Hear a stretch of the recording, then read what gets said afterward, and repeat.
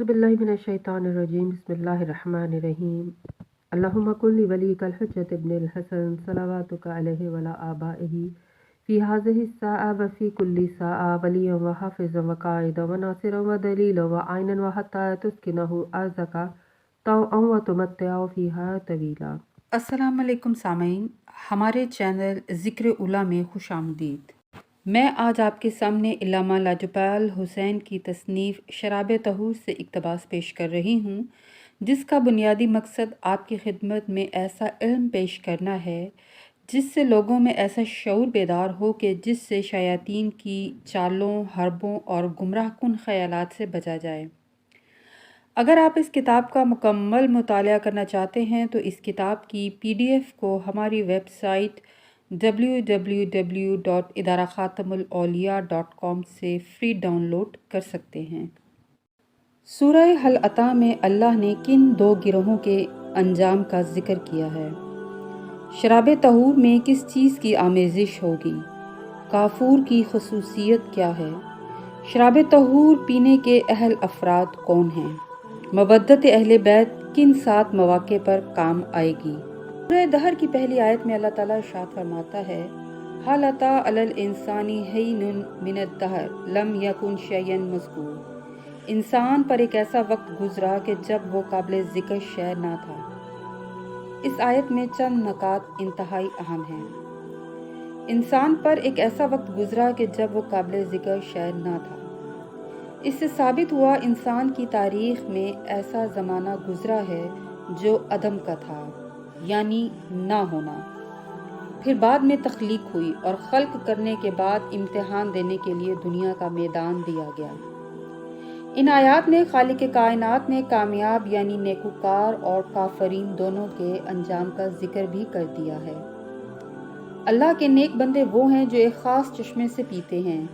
ये ऐसी शराब पीते हैं जिसमें काफूर की आमेज़िश है, यानी अनवार मासूमीन अलैहिस्सलाम वो हैं कि जो कायनात की सबसे ज़्यादा बुजुर्ग और सालेहीन हस्तियाँ हैं।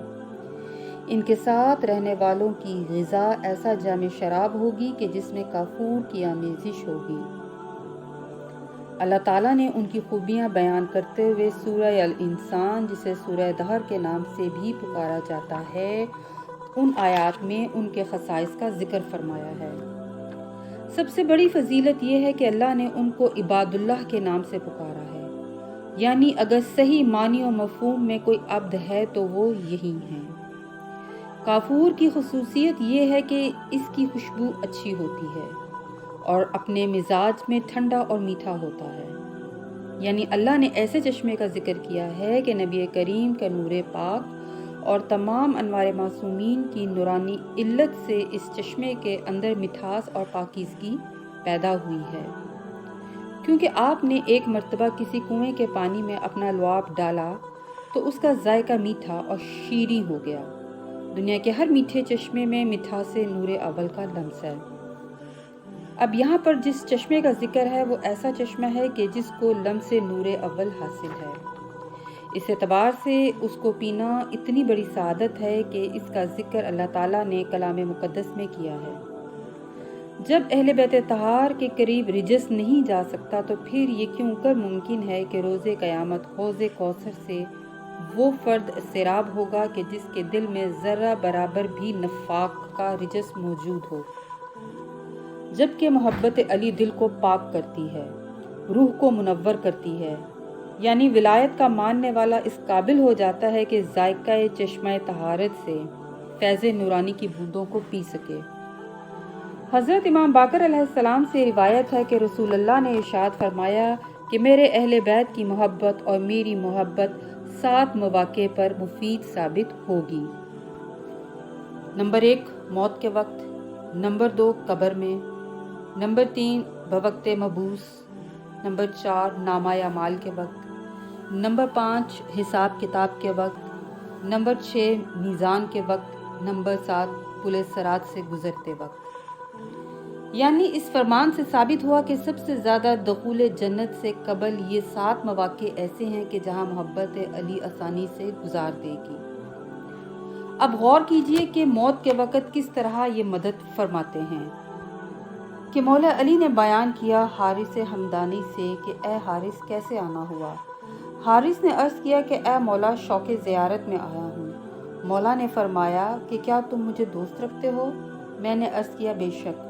آپ نے ارشاد فرمایا کہ اے حارث جب تمہاری جان کنی کا وقت ہوگا اور موت تمہارے سامنے ہوگی تو تم مجھے اپنے سامنے پاؤ گے۔ میں اپنے محب کو جام کوثر دے رہا ہوں گا اور دشمنوں کو دور کر رہا ہوں گا، تو تم یہ دیکھ کر خوش ہوگے، اور جب یہ دیکھو گے کہ میں پل صراط سے گزر رہا ہوں اور لوائے حمد میرے پاس ہے تو تم اور بھی زیادہ خوش ہوگے۔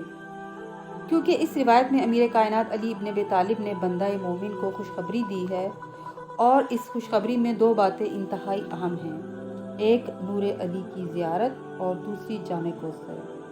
یہ جام کوثر عرفان علی سے بھرپور ہوگا جس کی ہر بوند تعارف نور ولی ہے، یعنی روح امری کی اصل اعلیٰ نوری جام کوثر کا وہ پیالہ ہے کہ جس کا پلانے والا کائنات کا امام ہے۔